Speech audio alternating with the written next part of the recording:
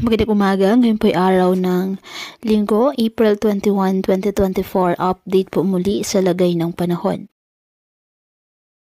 Ayon sa Pag-asa, isang low pressure area ang minomonitor sa labas ng Philippine Area of Responsibility at nakakaapekto ng trough extension nito sa Southern Mindanao.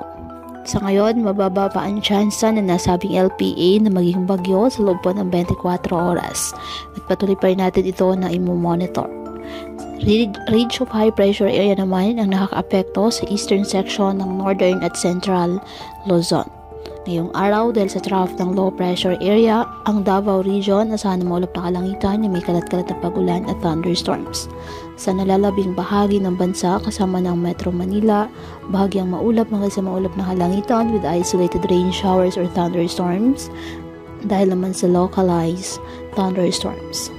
Kaya patuloy pa rin po natin na pinag-iingat ang ating mga kababayan sa banta pa rin po ng mga pagbaha at pagkuko ng lupa, lalo na kapag may malalakas na ulan, at ugaliin na magdala palagi ng payong o kahit anong mapananggas sa ulan o di kayo po ay sa init ng araw kapag lalabas ng ating mga tahanan. At yan po muna ang update sa lagay ng panahon ngayong araw.